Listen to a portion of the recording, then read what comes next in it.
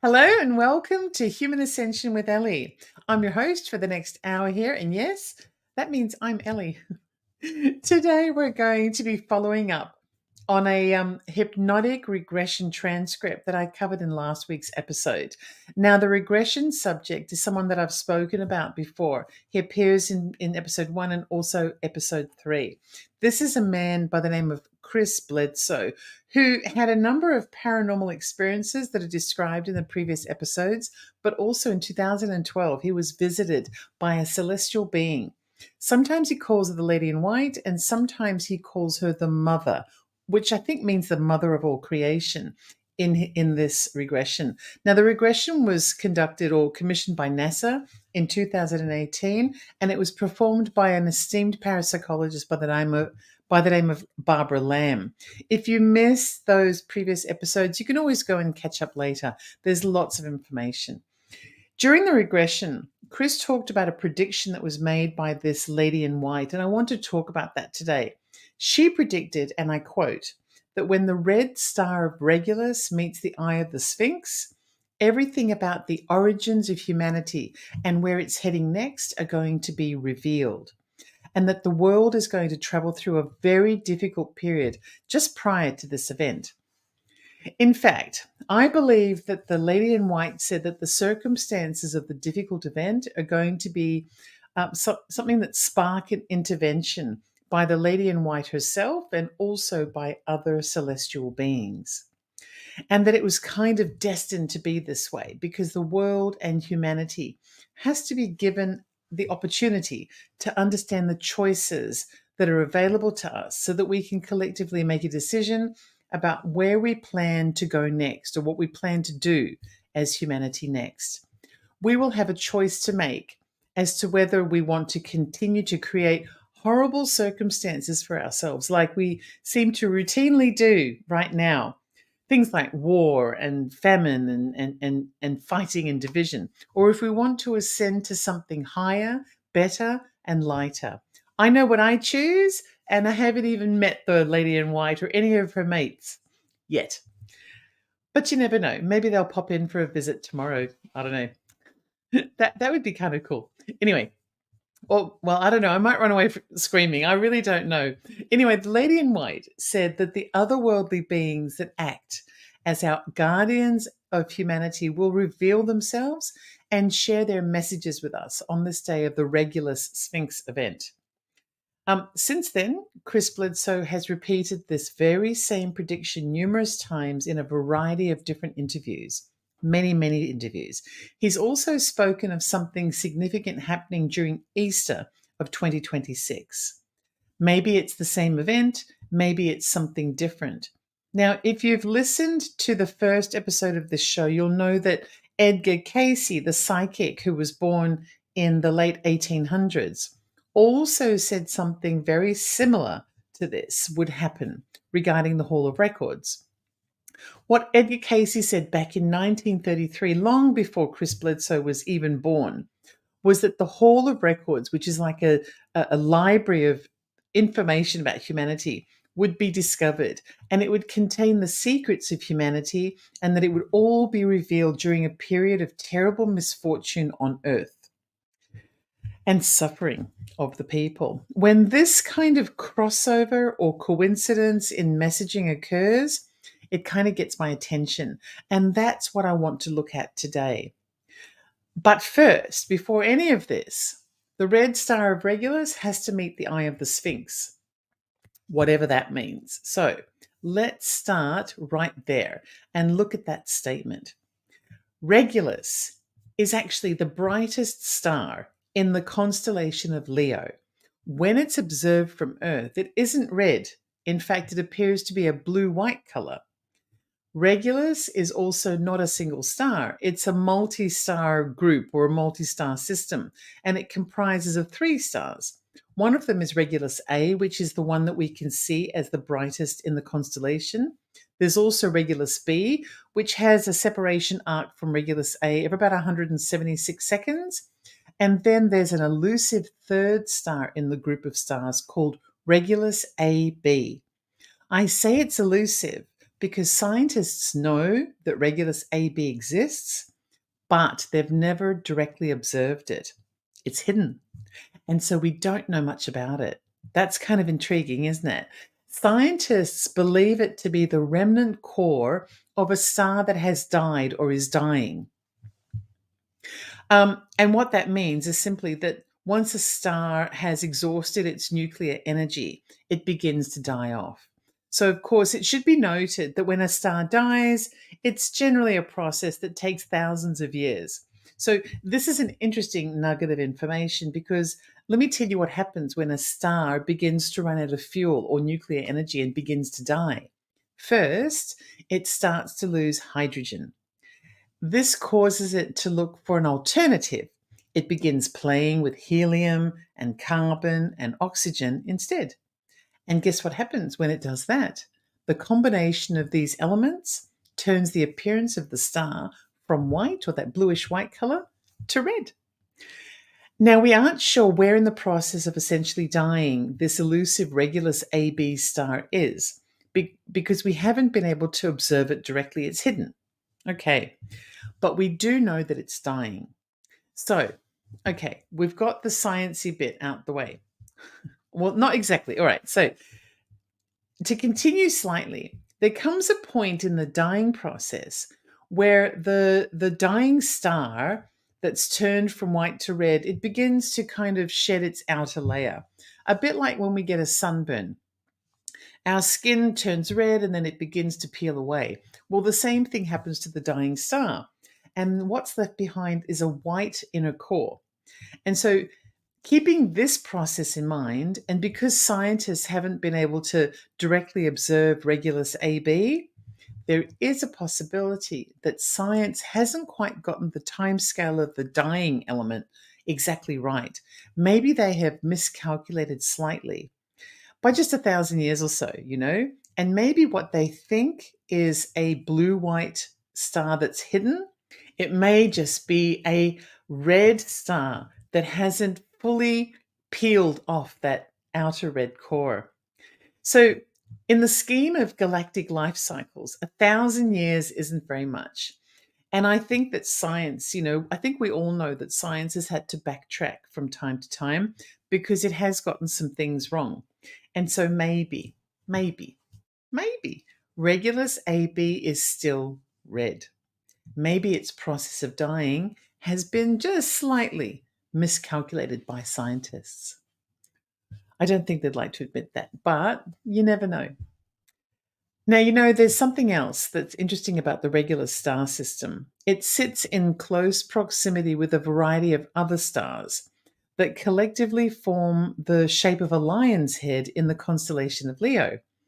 Ancient astrologers actually associated Regulus with royalty and also leadership because of its positioning inside the Leo constellation.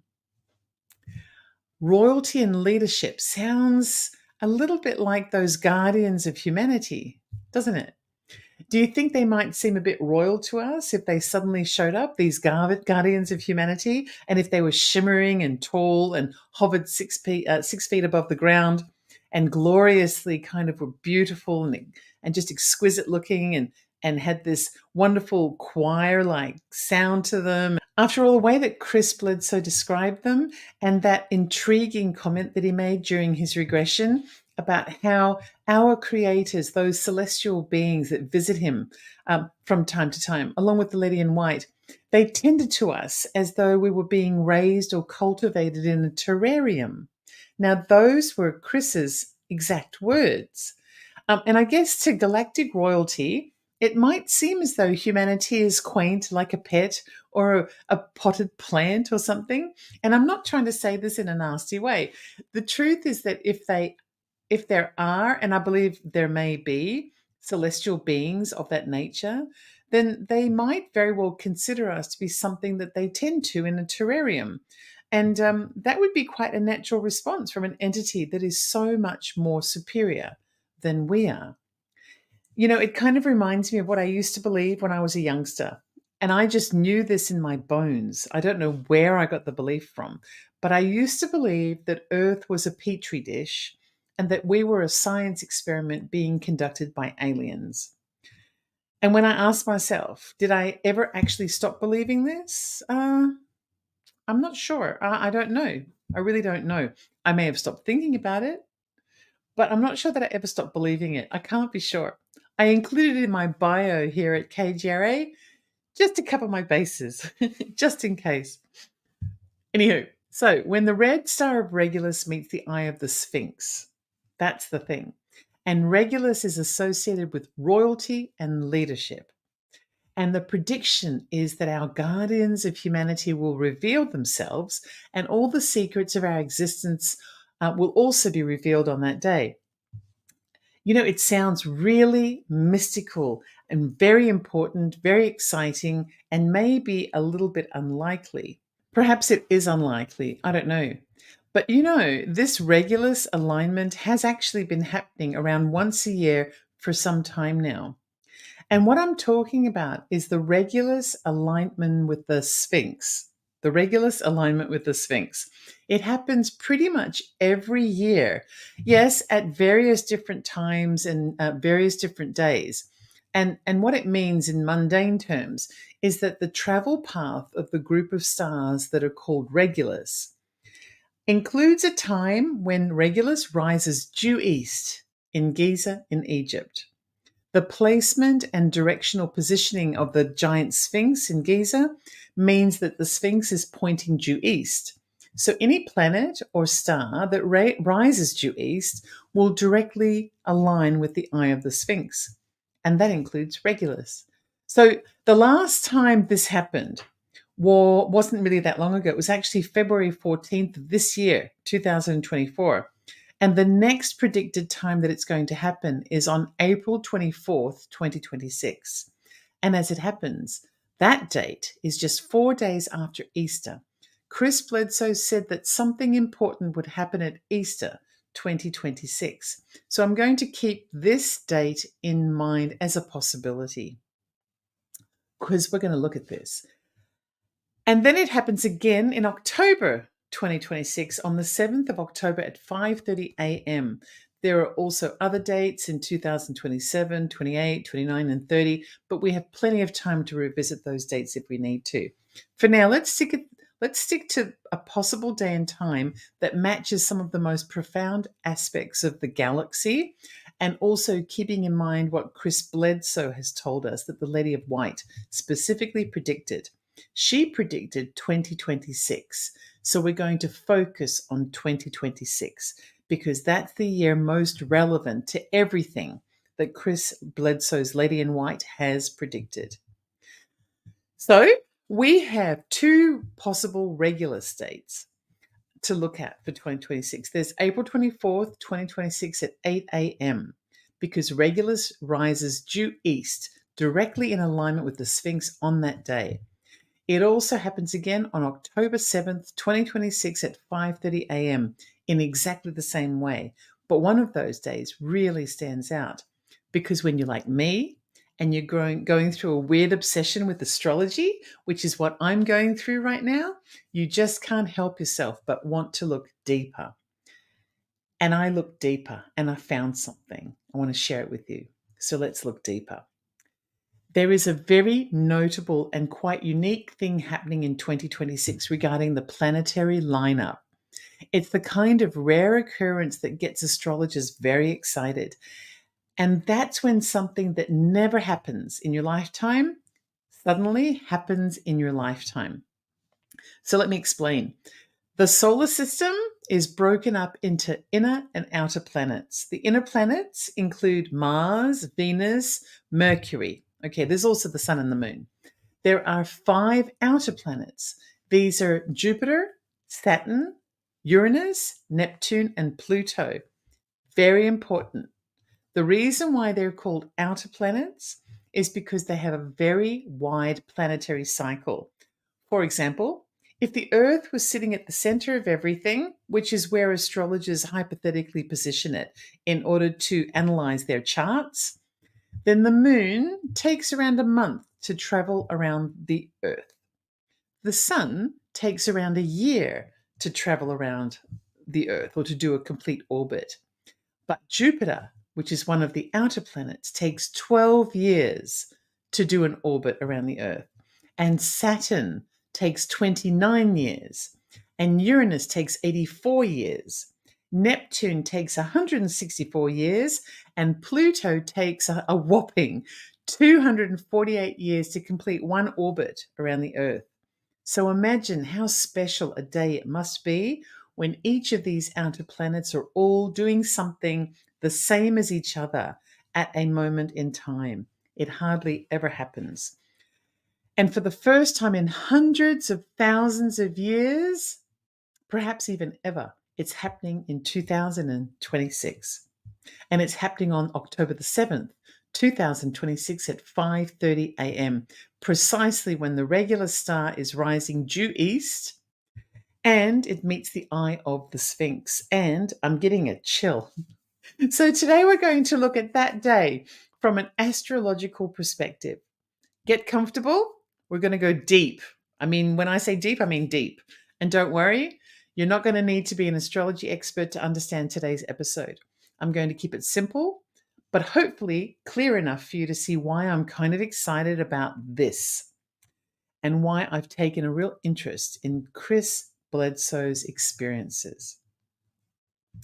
So here we go. Ready? All right.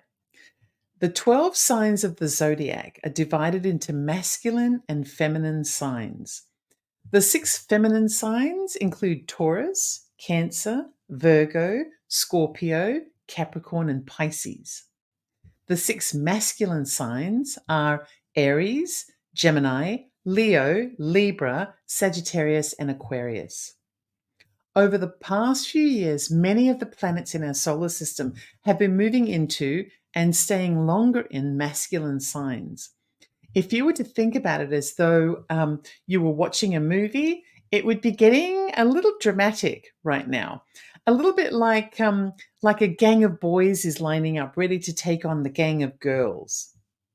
Now, the reason why I describe it like that is because Chris Bledsoe's Lady in White also referred to a kind of battle between the divine masculine and the divine feminine, a battle for control, a battle between the boys and the girls.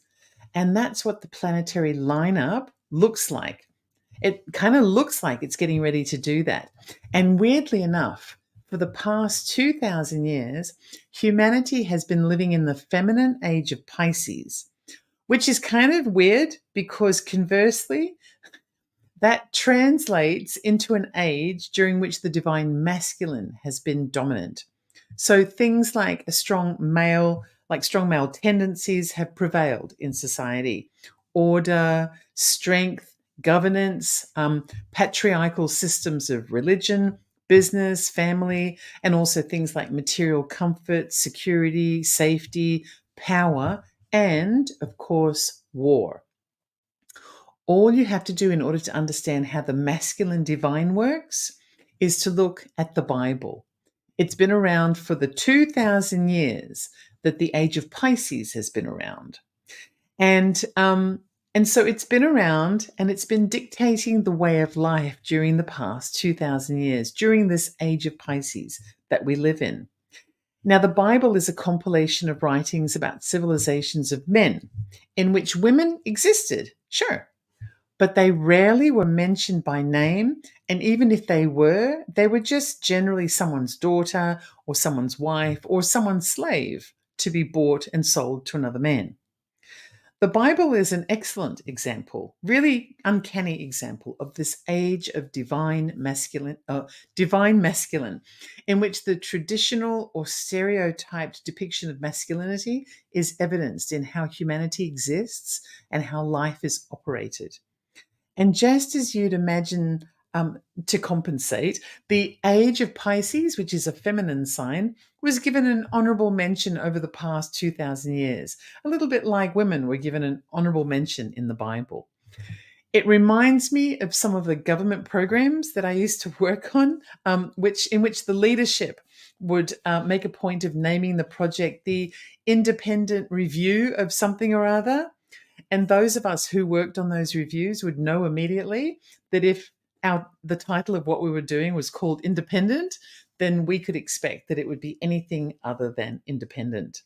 The feminine age of Pisces, being ruled by the masculine divine, sounds just like the kind of work I've always done throughout my life. So, getting to know me one little tidbit at a time. So, what's about to happen in 2026 is that those outer planets are all going to begin to enter the masculine signs. That's the masculine signs of the zodiac. And the thing about these outer planets is that they are considered by astrologers to be planets that have a profound and long-lasting impact on humanity as a whole.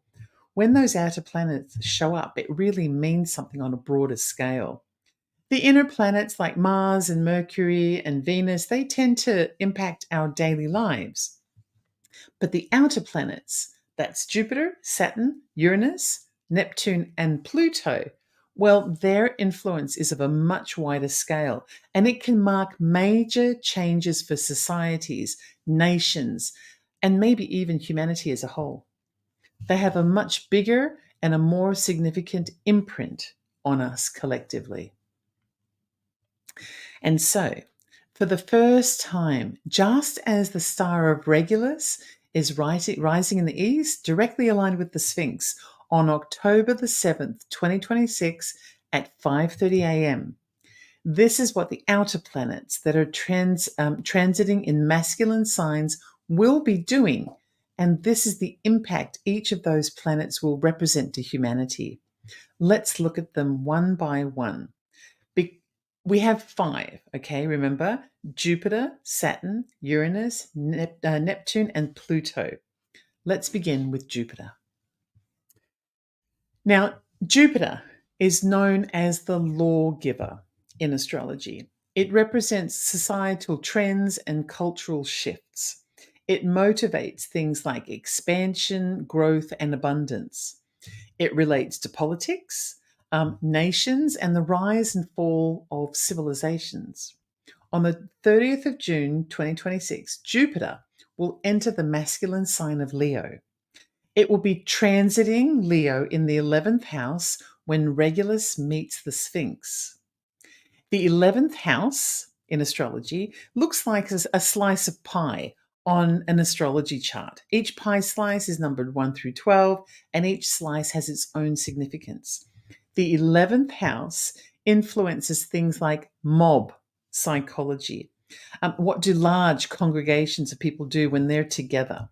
It can also represent things like rebellion, idealistic aspirations, optimism. So, what Jupiter in the 11th house might be saying is that society as a whole, as a mob, is experiencing a groundswell of rebellion that might even lead to a massive cultural shift. Nations might be defeated in wars with significant implications for other nations or types of nations.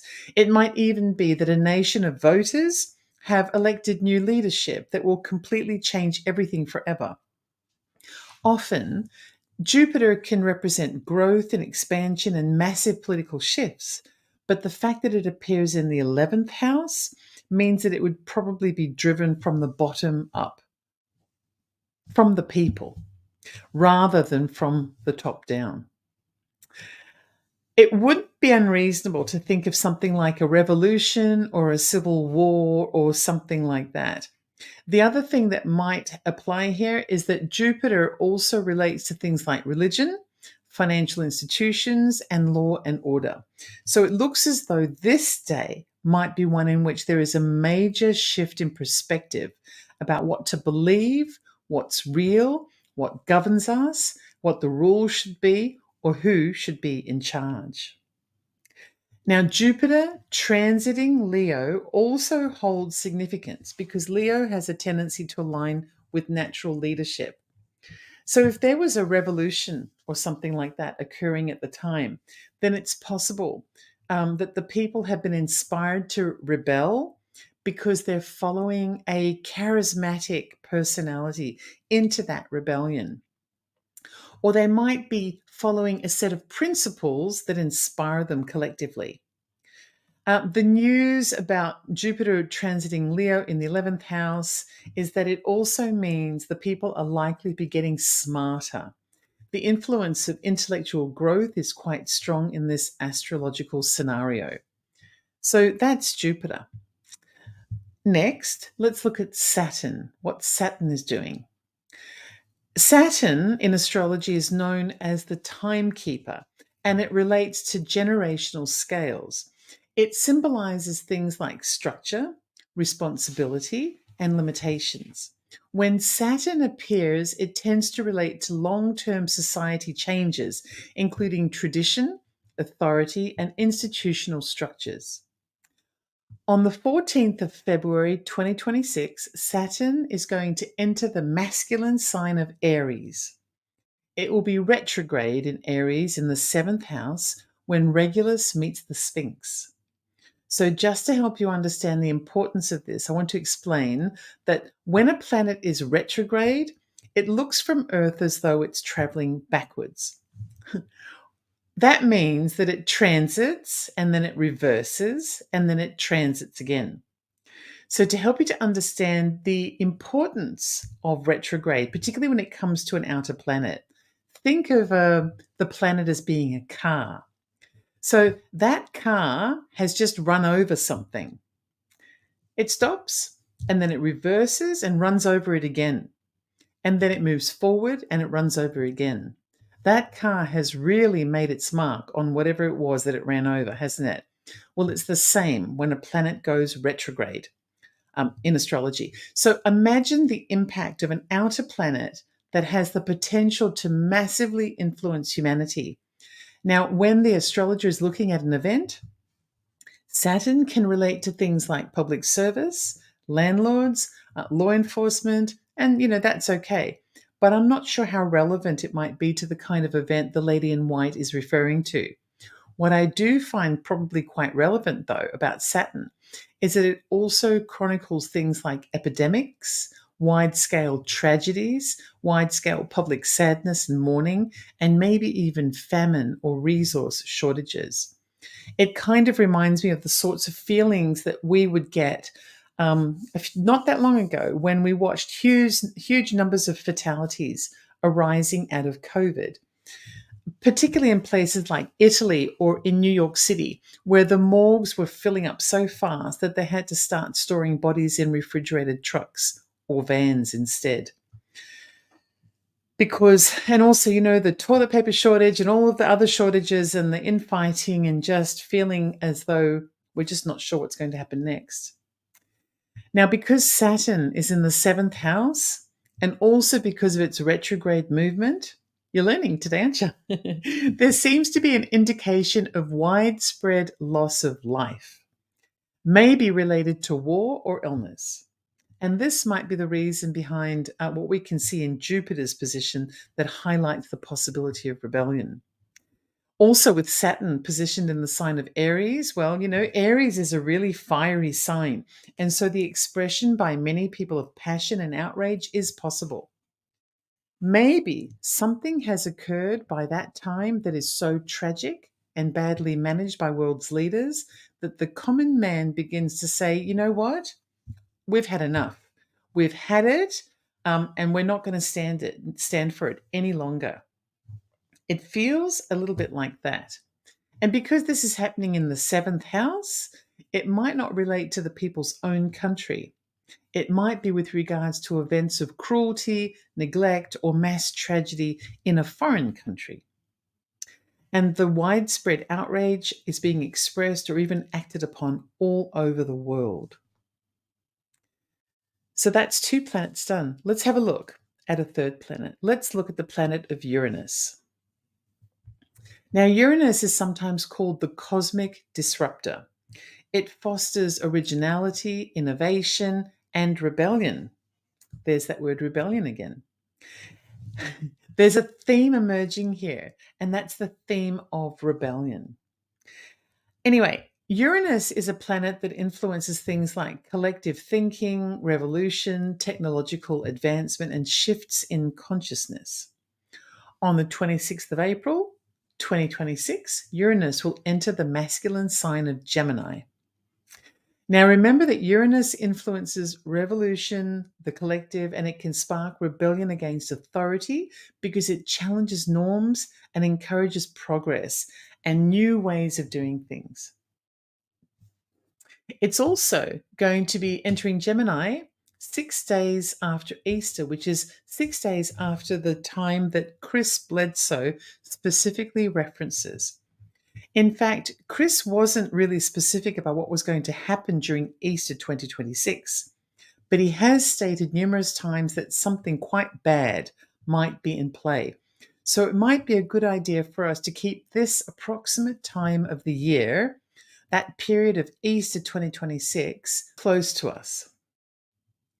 I'll circle back in future episodes down the line to see if we can unpick the astrological messages even more.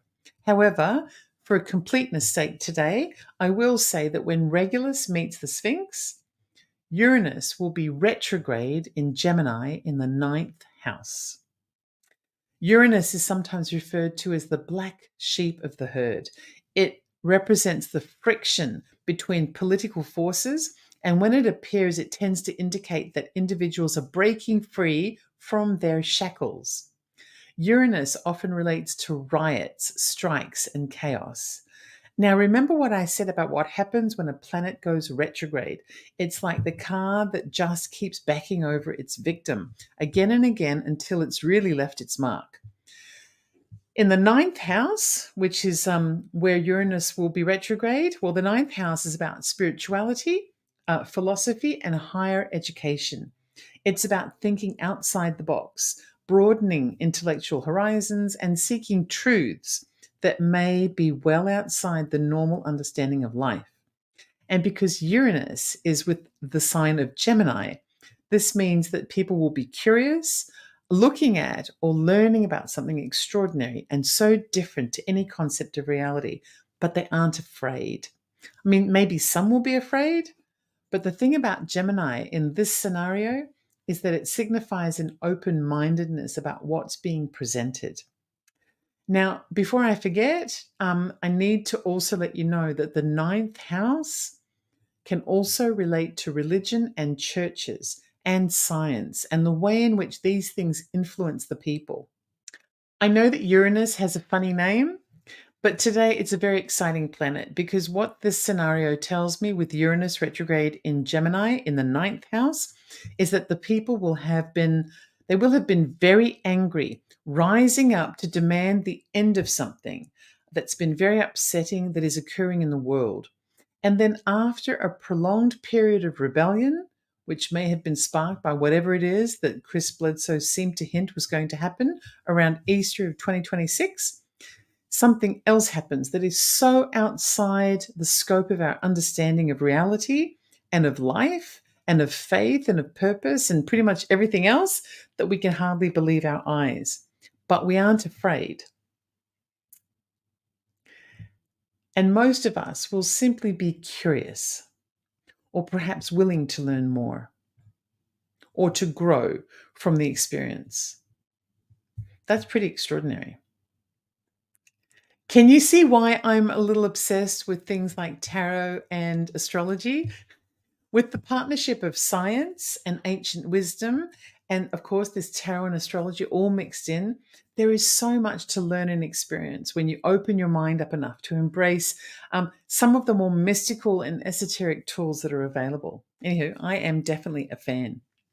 So we've done those planets. The next one, the 4th one on the list, is Neptune. Neptune is a mystical, spiritual, and sometimes confusing planet of illusion, dreams, and deception. It fosters artistry, culture, and idealism. It can be a very uplifting influence, but it can also be a little unnerving because it often represents things that remain unknown or which kind of seem unreal even. Okay, so let's call Neptune the slippery character. That's just my terminology, right? The slippery character planet that leaves us wondering. So where will Neptune be on the 7th of October at 5:30? Well, we do know that Neptune's going to be entering the masculine sign of Aries on the 26th of January 2026. It will be retrograde in Aries in the 7th house and will be in conjunction with Saturn when Regulus meets the Sphinx. So what I mean by conjunction is that Saturn and Neptune will be closely grouped together. That kind of means that they will be joining forces. It makes the likelihood and the outcome and the power of the imprint much, much stronger, much stronger. And they're both retrograde and much stronger. So think about everything that we've talked about with regards to Saturn. Saturn is the planet of structure, responsibility, and security, and knowing your limitations. And of course, both Neptune and Saturn will be retrograde. So this will be an important, heavy imprint on the people, on humanity. I think that with everything else that we're seeing occur at this time, the significance of the Neptune-Saturn retrograde conjunction is exactly as the lady in white described it to Chris Bledsoe.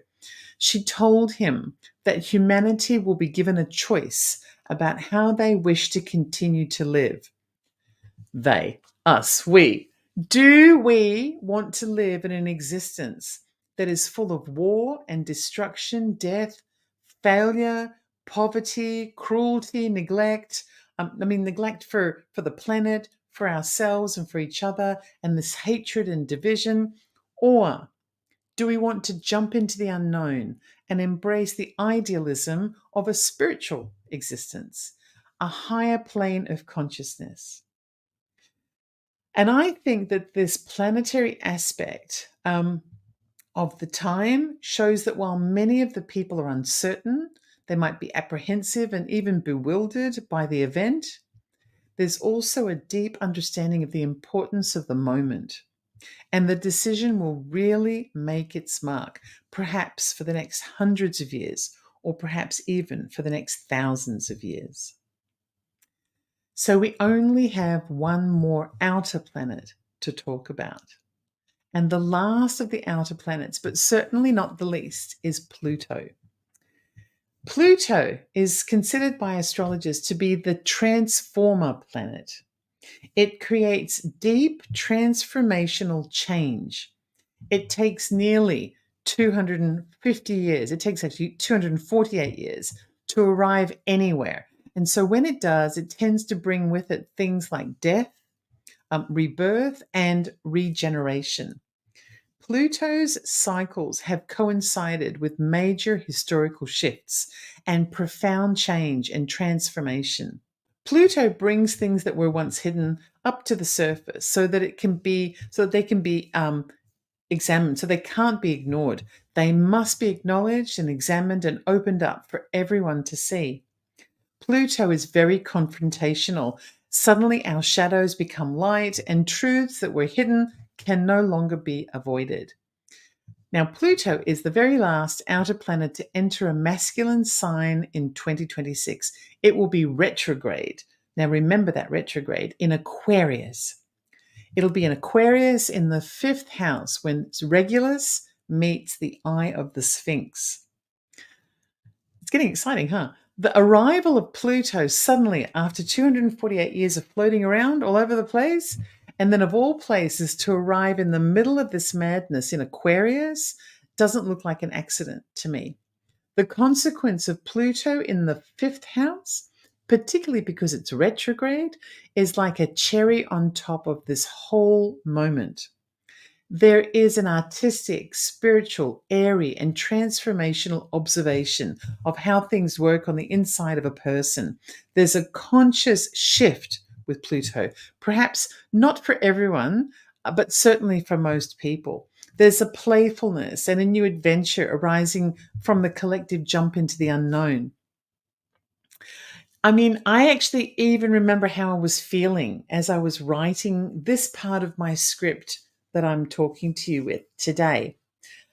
I was thinking about all of the transformation, the possibilities of what this might be. And my eyes just started to well up a little and I got chills that felt really familiar. I often get these chills, and I've actually got one now when I get them when I hit the nail on the head as I'm reading tarot. Now, no matter where Pluto appears in an astrological birth chart, it will be associated with transformation, regeneration, and that's true when the process is easy. But it's also true when the process of transformation is very painful and difficult and very hard to proceed forward with. I think that what it might represent in this moment here, according to the astrological data that I've been able to compile, is that humanity will be tired, really tired of living the way we have been, fed up and tired, fed up and tired and angry at the things we can't seem to fix that cause pain everywhere we look. I think that somewhere in the vicinity of April 26th, 2026, there will be an event that cuts directly into our hearts, and it will spark a worldwide assault on the status quo. And I think that by October 7th, 2026, the attack on the status quo will have been raging for 6 months. Until, unexpectedly, well, unless you've been tuning into this show, of course, humanity will be presented with a profound moment, a direct contact event involving visitation and possibly even intervention by something or someone that presents us humans with a choice. It's going to be a red pill versus a blue pill moment. And I have a feeling we might choose the red pill, which means that everything as we know it will then begin to change. I doubt very much that things will snap into something new instantaneously or even overnight. There will be a process of change that might take years, perhaps even decades. But I think it will spark the end of the status quo. And it will also mark the shift from the divine masculine, with all of the outer planets lining up to sing a chorus of kind of, goodbyes to the ways of the old and to celebrate the ways of the new. And from that point on, we will be positioned in the masculine age of Aquarius, but with the divine feminine energies in charge of our existence for quite a time to come. So each age is estimated to last 2,150 years. And if the age of Pisces started in, 1 AD, then it's estimated that the age of Aquarius would begin at 2000 in the year 2150. However, we don't know whether there's a lead up to that or whether it's a little bit off. Just because our calendar begins on the 1st doesn't mean that we got it exactly right. And so the year 2026 might be close enough, or it could be a 100-year warning allowing us to make the changes that we need. I guess we'll find out. It's coming very soon, and so I guess we will. Whenever it does occur, the age of Aquarius will be an age of collaboration, inward focus, shaking off limitations of religion and structured ways of thinking. Instead, there'll be a heightened sense of awareness and enlightenment, and will be developing and evolving, and people will gradually begin to feel lighter, both physically and emotionally. Political leadership will be toppled and replaced with natural laws of governance that foster greater and more uninhibited states of spirituality and consciousness. And there's likely to be a wider acceptance of and dissemination of truth. And of course, before we end today's episode, I should probably tell you where the sun and the moon are going to be positioned on this day, the 7th of October, 2026 at 5:30 a.m. The sun is going to be in the masculine sign of Libra in the 1st house. It will be ascendant. The sun in Libra represents profound beauty in much the same way that Chris describes the lady in white. Also represents captivating charm, elegance, and self-identity. A little bit like self-love. Any planet appearing in the 1st house is speaking of strength of identity. A little like someone who finally understands where they came from, or why they're here.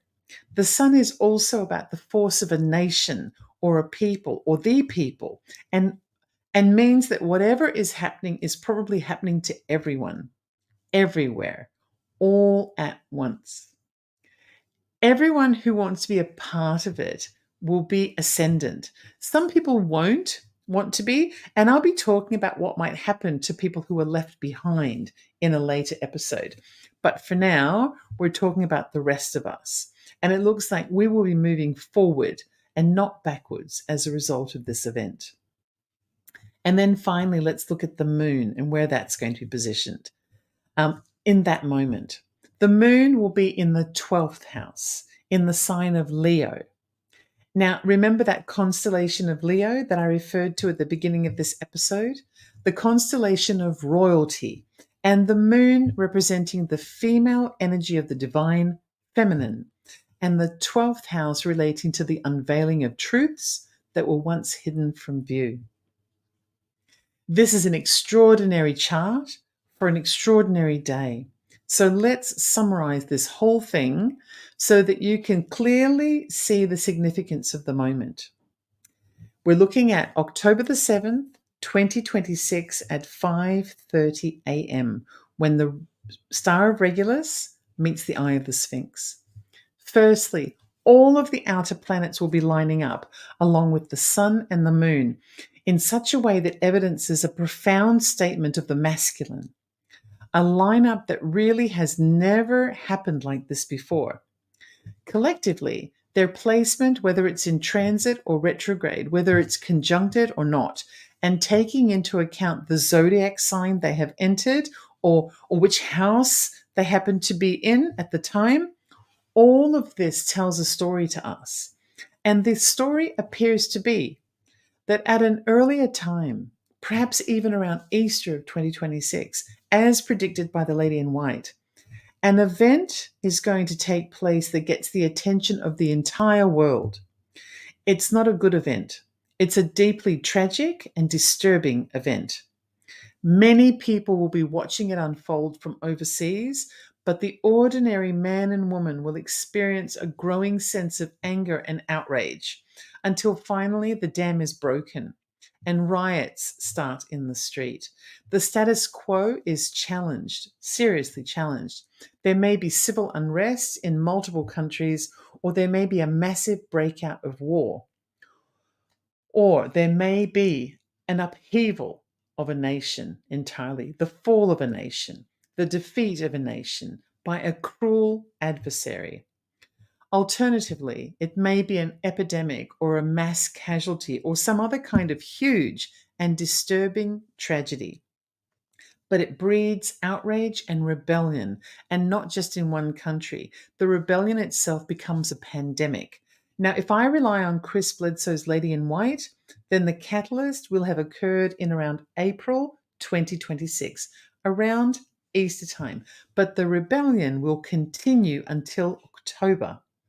It might even intensify because whatever it is that occurs appears to spark an intervening event on around October 7th, when Regulus rises due east in Giza, Egypt, and meets the eye of the Sphinx.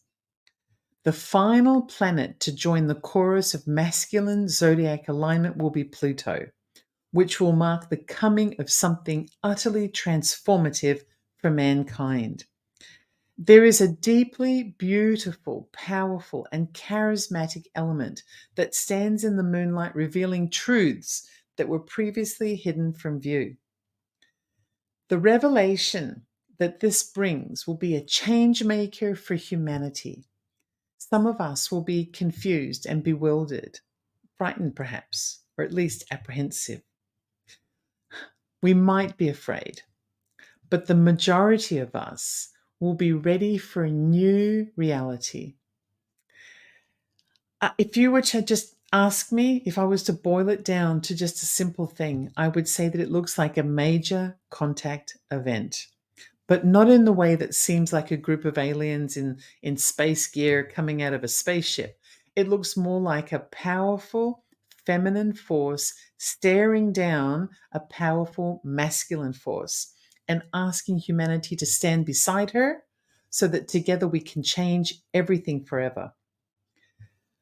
I've had chills throughout this episode. Humanity will be presented with a choice. We can choose to stick with what we've already got and gradually destroy ourselves with endless conflicts, petty fights over material things, and brutish tactics of control and inequality. Or we can follow the light, the mystery of something new, and shift ourselves into a higher level of consciousness. In one hand, we're offered a red pill. In the other, we're offered a blue pill. And it's time to choose. And because of that influence of Pluto, fingers crossed, it does indeed look as though we might choose the red pill, the pill of adventure, uncertainty, and mass personal transformation. It's only day one on October 7th, 2026, so we may not evolve overnight, but I think the day marks a profound, recognizable moment in time. So I have to tell you now that I've circled October the 7th, 2026 in my calendar. Here in Australia, it's going to be 2:30 in the afternoon, October the 7th, 2026. It's an extraordinary astrological chart, and I'm honoured to be the first person to present it as an idea of what might be coming for us in the future, our future. This could be the moment of our future. I can't promise you that it will definitely happen this way, but I will say that the planets and the stars are in perfect alignment at that time. They're in perfect alignment at 5:30 a.m. on the 7th of October, 2026 in Giza. Everything fits perfectly.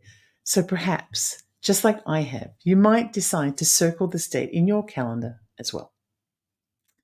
In the meantime, let's move on to other topics that might be helpful to us as we approach the future.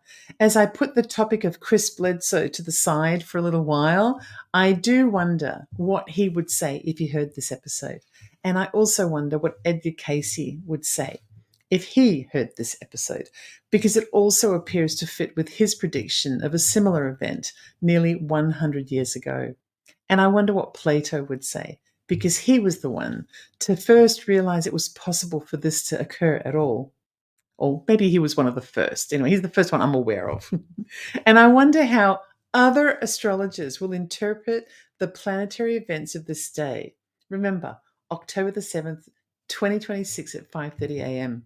I would love to hear from other astrologers to see what they have to say. I look forward to seeing other interpretations as we move forward in time and get closer and closer to the day. In the meantime, I'm going to start looking at other things and every now and then circle back. So if you'd like to delve a little deeper into the spiritual side of what I do, then check out my YouTube channel. It's called Ellie Dreams Down Under. There's discussion, tarot, astrology, and I look at all kinds of people, circumstances, and topics.